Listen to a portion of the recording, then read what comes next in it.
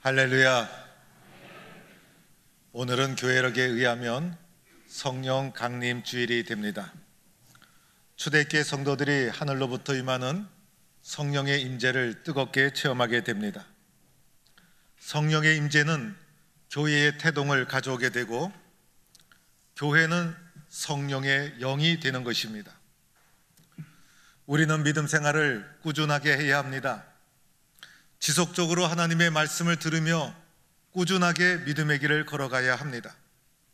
반복해서 말씀을 듣고 또다시 예배의 자리에 나오고 또다시 말씀을 듣고 기도하며 꾸준하고 지속적으로 신앙생활해서 마귀가 틈타지 못하도록 해야 합니다.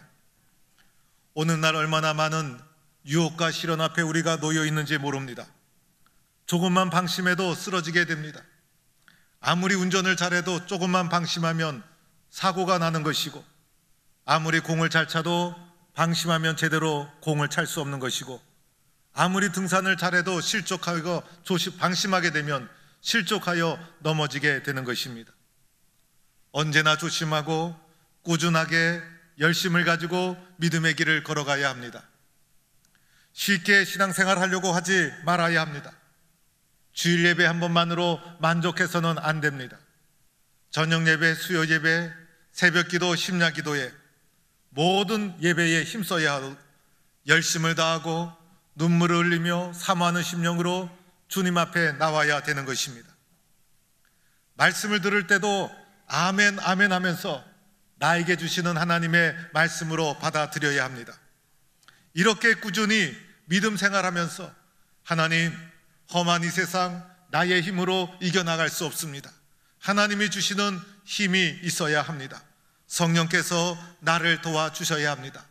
이렇게 사모하며 꾸준하게 믿음의 길을 걸어가야 되는 것입니다. 오늘 말씀은 초대교회 성령 임재의 사건이 기록되어 있습니다. 초대교회 성도들은 매우 연약한 공동체였습니다. 이제 막 싹이 나기 시작한 공동체였습니다. 세상적으로 보면 아무런 힘도 없고 아무런 능력도 없었습니다. 그런데 이 작은 공동체가 어떻게 세상을 변화시키는 하나님의 교회가 될 수 있었을까? 하늘로부터 임하는 성령의 능력이 있었기 때문이었습니다. 오늘 1절 말씀에 오순절 날이 이미 이르매라고 하면서 말씀이 시작합니다. 오늘이 오순절은 유월절과 함께 유대교회 3대 절기 중에 하나입니다.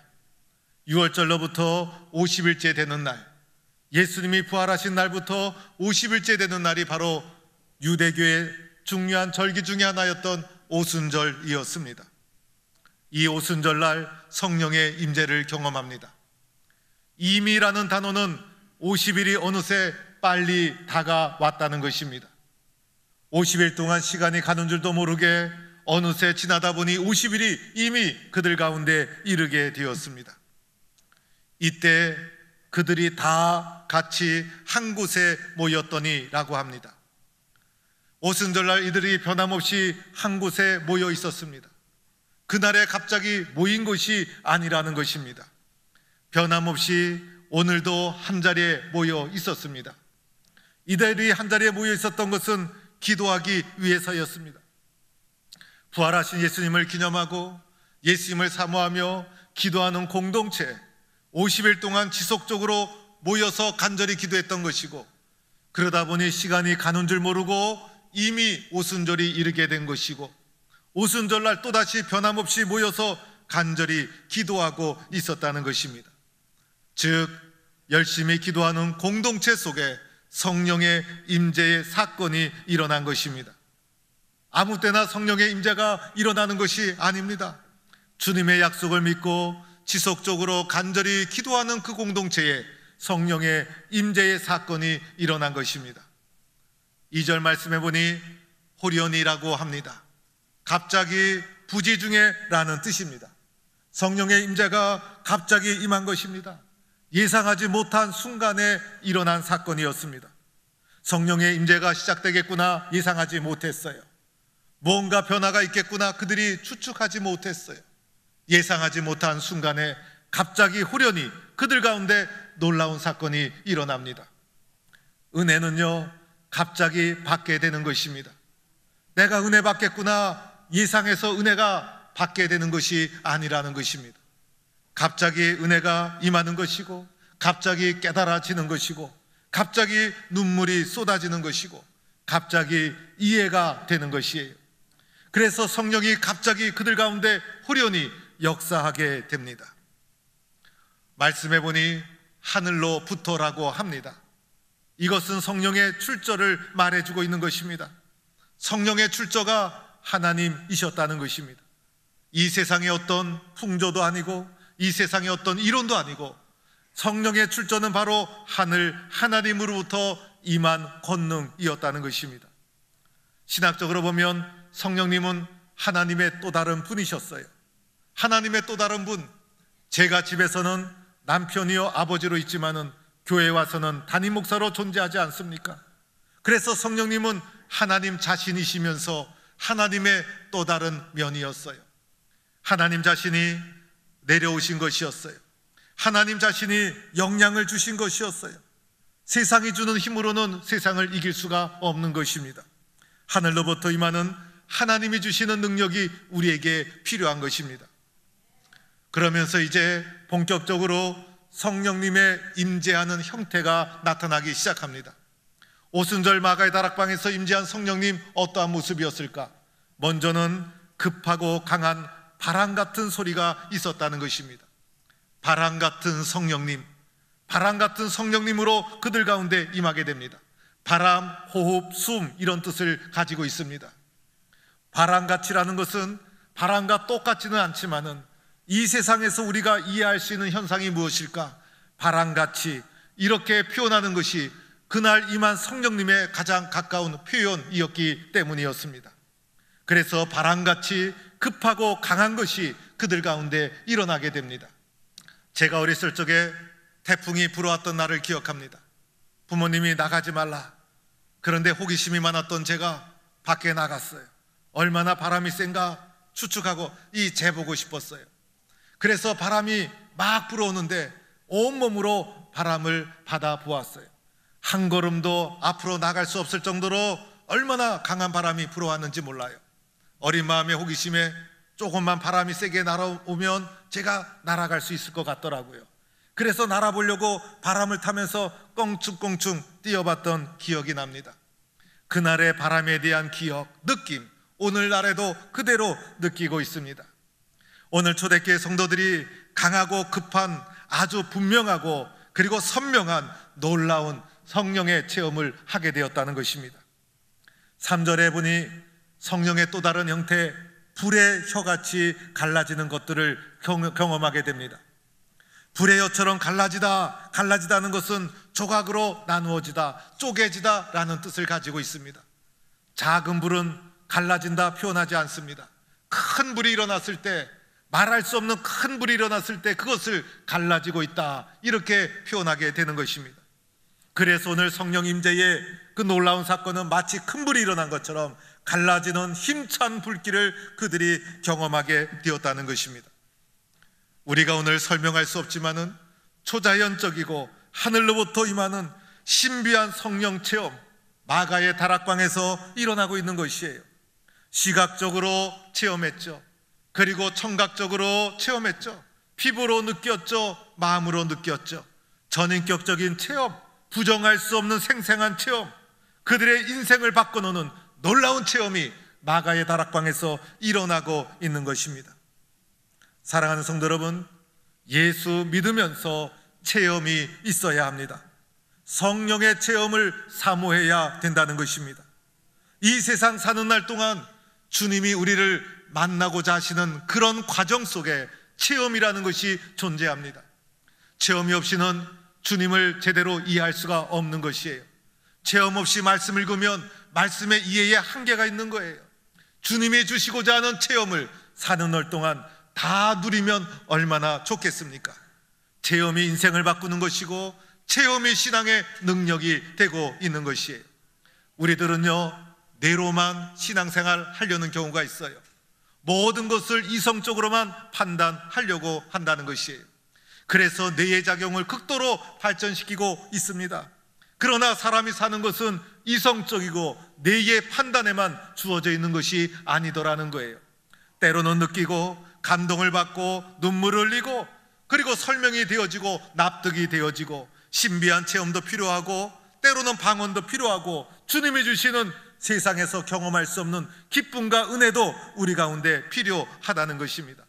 성령이 주시는 은혜라면 다양하고 깊이 있게 경험할 필요가 있다는 것입니다. 그러면 영적으로 풍성해지지 않겠어요? 주님에 대한 좀 더 실제적인 믿음을 가지지 않겠어요? 이 모든 체험이 주님의 교회에서 일어나야 되는 것입니다. 체험이 단순하면 신앙도 단순합니다. 신앙이 단순하면 영적인 그릇이 작아집니다. 영적인 그릇이 작아지면 다른 사람의 신앙을 담아낼 수가 없게 된다는 것입니다. 이렇게 우리에게는 다양한 성령의 체험이 필요하다는 것입니다. 오늘 이러한 사건이 어떻게 일어났습니까? 그들이 앉은 온 집에 가득했다는 것입니다. 오늘 우리가 예배를 드리고 있는데 이 예배당 공간 안에 성령의 기운이 가득했다, 이렇게 표현할 수가 있는 것입니다. 함께 120명의 성도가 모여서 기도하는데 바람 같은 성령, 불 같은 성령이 임재하여서 모든 성도가 공동체적으로 경험합니다. 그뿐이 아니었어요. 각 사람 위에 하나씩 머물러 있었다는 것이에요. 개별적인 체험이었다는 거예요. 그래서 120명의 성도 중에 그 어떤 사람도 소외됨이 없이, 그 어떤 사람도 이상한 말을 하지 않고 모두가 동일하게 수용하고 긍정할 수 있는 성령의 체험을 공동체적이고 개인적으로 경험하게 되었다는 것입니다. 그 결과 어떻게 됩니까? 성령의 이끄심을 받죠. 모두가 성령의 충만함을 받았다는 것이, 한 사람도 빠짐없이 성령의 충만함을 받았어요. 충만이라는 것은 가득 채워지다, 부족함이 없다라는 것이에요. 성령님으로 인하여 부족함이 없는 상태, 그런 상태에 이르게 됩니다. 여러분, 이렇게 되면 어떻게 될까요? 나는 작아지고 성령이 크게 역사합니다. 성령의 인도에 나는 순종하게 합니다. 내가 주인이 아니라 성령님이 나의 주인이 됩니다. 그래서 이렇게 성경은 말씀합니다. 성령이 말하게 하심을 따라 다른 언어로 말하기를 시작했다는 것입니다. 성령이 말하게 하면 순종합니다. 성령이 인도하면 순종합니다. 성령이 주인이 되어서 주도적으로 나를 이끌어가게 되었다는 것입니다. 나는 성령의 이끌림을 받는 존재입니다. 성령이 시키는 대로 하는 존재가 됩니다. 나는 성령의 종이 되었다는 것입니다. 내가 죽고 성령이 주도적으로 나를 이끌어가는 그곳에 교회가 이루어지고 있는 것입니다. 즉, 내가 죽어야 성령이 살아야 교회가 세워지게 된다는 것입니다. 교회는 사람의 설계, 사람의 계획이 아니죠. 교회는 성령님의 작품이라는 것입니다. 하나님의 계획이라는 것입니다. 그래서 교회는 세상과 다른 공동체예요. 교회는 세상에 이룬 세상의 생각, 내 경험, 그렇게 중요하지 않아요. 더 중요한 것은 하나님의 뜻이 무엇인가, 성령님 우리를 어떻게 인도하고 있는가. 교회에서는 그것이 더 중요한 것이고, 성령님의 역사에 순종하면 순종할수록 하나님이 원하시는 위대한 교회가 세워지게 되는 것입니다. 사람이란 완전히 사로잡히지 않으면 딴짓하게 되어 있어요. 사람이란 미치지 않으면 성공하지 못하게 된 것이에요. 오늘날 우리는 한 우물만 파야 되는 거예요. 한 가지에서 잘 되면 모든 사람에게 인정받는 사람이 되는 것이에요. 공부에도 미치지 않으면 공부하라 그래도 안 하는 거예요. 자기가 배우고 싶은 기술도 미쳐야 제대로 전문가가 될 수가 있는 거예요. 마찬가지로 성령님께 완전히 사로잡혀야, 성령님께 미쳐야 우리는 충만한 삶을 살아갈 수가 있게 된다는 것입니다. 성령의 인도함을 받아 다른 언어로 말하기 시작했죠. 성령님이 인도하는 언어를 말하기 시작했다는 거예요. 초대교회 사도행전 2장에 나오는 성령은 다른 나라의 언어였어요. 그래서 그들이 방언을 말하기 시작하자 다른 나라 사람들이 그 언어를 받아들이게 됩니다. 그때 받아들인 언어의 내용이 무엇이었을까? 바로 복음이었어요. 복음이 인간의 언어의 장벽을 넘어 세계로 소통하는 성령의 위대한 역사가 일어나게 된 것이죠. 그런데 오늘 우리 가운데는 언어 때문에 특별한 장애가 없죠. 그런데 오늘 우리 가운데 성령 안에서 머무는 사람들이 알 수 있는 성령의 언어가 있어요. 우리가 하나님이 주시는 언어가 있죠. 세상 사람들이 이해할 수 없는 이기적인 죄 아래에 있는, 죄성을 가지고 있는 경쟁 구조 속에 있는 세상이 할 수 없는 언어, 하나님의 사람만이 할 수 있는 언어가 우리 가운데 있어요. 예수님의 이름으로 축복합니다. 예수님의 이름으로 사랑합니다. 예수님의 이름으로 감사합니다. 용서합니다. 고맙습니다. 성령님이 변화된 우리 가운데 주신 새로운 언어, 새로운 용어예요. 이런 새로운 방언, 새로운 용어가 교회 속에는 충만해야 합니다. 서로가 그리스도의 이름으로 사랑하고 용서하고 축복하고 감사하고 서로가 사랑하고, 이런 언어가 충만한 곳, 그것이 바로 주의 몸된 교회라는 것입니다. 사랑하는 성도 여러분, 하나님께서 성령의 임재를 통해 교회를 세워주신 이유가 무엇일까? 오늘 사도행전 2장 교회의 시작이에요. 교회를 왜 세워주셨을까? 그것은 교회만이 세상의 희망이기 때문이에요. 하나님은 생각하셨어요. 교회를 통해 세상을 구원하고자 하는 계획을 하나님은 몸소 실행에 옮기시고 있는 것이에요. 교회가 아니고서는 사람을 구원할 수 없어요. 교회가 아니고서는 세상을 변화시킬 수 없어요. 교회가 아니고서는 복음을 전달할 수 없는 곳이 없다는 것이에요. 교회만이 하나님의 복음을 전달하는 하나님이 세우신 유일한 공동체라는 것입니다. 교회가 아니고서는 세상이 변화될 수 없어요. 교회에게 주신 이 놀라운 사명, 교회에 주신 이 놀라운 특권, 우리는 교회에 대한 무한한 자부심을 가져야 하는 것입니다. 그런데 한번 생각해 봅시다. 우리들은 이렇게 생각합니다. 나와 교회를 분리하고 있습니다. 나보다도 나와 교회를 우리는 분리하는 습성이 있어요. 그래서 교회는 거룩해야 돼. 나의 삶과 관계없이 교회에 대해서 나름대로 여러 가지 이 말들을, 교회에 대해서 여러 가지 이야기를 하게 됩니다. 교회와 나를 분리시키게 됩니다. 그런데 오늘 성령 충만한 초대교회의 모습을 보시기 바랍니다. 교회와 공동체가 결코 분리되지 않았어요. 교회의 공동체가 성령을 공동체적으로 체험하죠. 그리고 그 공동체 안에 있는 성령의 임재가 개개인에게 임하게 됩니다. 그리고 그것이 곧 교회가 됩니다. 교회와 공동체, 교회와 개인이 결코 분리되고 있지 않다는 것입니다. 더 적극적으로 말하면 그 공동체가 교회였어요. 그 공동체를 이루는 사람이 교회였어요. 좀 더 적극적으로 말하면 사람이 곧 교회라는 것입니다. 성도가 곧 교회라는 것입니다. 사람이 없는 교회는 교회가 아니에요. 그래서 사람이 모인 이 공동체, 성령의 임재를 공동체적으로 그리고 개별적으로 함께 경험한 그 공동체, 그 사람들의 모임이 바로 교회라는 것입니다. 교회와 내가 결코 분리되지 않는다는 거예요. 내가 곧 교회라는 것이에요. 그런데 교회를 이루는 나, 교회를 이루고 있는 나는 도대체 어떠한 모습인가? 오늘 나는 어떠한 모습으로 하나님 앞에 살아가고 있는가? 성령 충만한 모습인가? 오늘 초대교회처럼 세상을 변화시키는 하나님의 능력을 나는 가지고 있는가? 나 자신에게 물어보아야 합니다.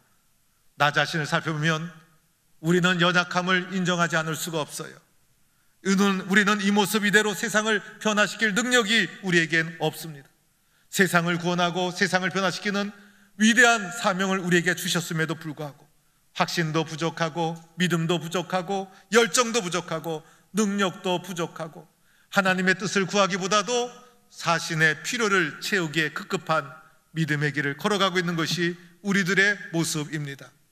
이 연약함의 문제를 어떻게 해야 합니까? 이 부족함의 문제를 어떻게 해야 합니까? 성령님의 도우심을 구해야 합니다. 하나님의 도와주시는 능력을 입어야 합니다. 성령으로 충만해야 된다는 것입니다. 기독교는 체험의 종교죠. 체험이 없으면 능력도 없는 거예요. 세상에서 쌓아올린 내 생각, 내 경험 아무것도 아니에요. 세상 사람도 그만한 경험, 그만한 능력 다 가지고 있어요. 그러나 세상 사람이 가지지 못한 것, 성령의 능력이라는 것입니다. 하늘로부터 임하는 성령의 능력을 받을 때, 그 성령의 체험을 받을 때 세상이 감당할 수 없는 하나님의 사람으로 쓰여질 수가 있는 것입니다. 그래서 우리들은 봉사를 해도 성령 충만해야 합니다. 성령 충만한 마음으로 봉사하는 거예요. 성령 충만한 마음으로 봉사하면 얼마나 기쁠까? 세상이 주지 못하는 기쁨과 감사가 넘치는 거예요. 전도를 해도 성령 충만해야 돼요. 한 영혼 구원하는 일도 내 생각, 내 능력으로 안 되는 거예요. 성령 충만해서 복음을 전해야 되는 것이에요. 성령 충만해서 찬양하고, 성령 충만해서 봉사하고, 성령 충만해서 가르치고, 우리의 모든 삶에 성령의 도우심이 필요한 것입니다. 성령이 주도권을 잡으시고 우리를 인도해 주시면 우리는 그 성령님의 인도에 그대로 순종하면 되는 거예요. 그래서 이 세상을 변화시키는 하나님의 교회를 함께 세워 나가야 되는 것입니다. 그러면 어떻게 하면 성령 충만할 수 있을까? 어떻게 하면 성령 충만할 수 있을까? 다른 길은 없는 것입니다. 오늘 초대교회 성도들처럼 간절히 기도하고 사모하는 길 외에는 없는 것입니다. 마가다락방에 모인 120명의 성도들 가만히 있다가 은혜 받은 것이 아니었어요. 50일 동안 오순절이 이르기까지 그들이 매일같이 모여 간절히 기도하고 소망하고 부르짖고 예수님의 말씀을 회상하고, 그런 가운데 성령의 임재를 경험하게 됩니다. 마가다락방에 모인 120명 외에 다른 곳에도 성도들이 있었을 거예요.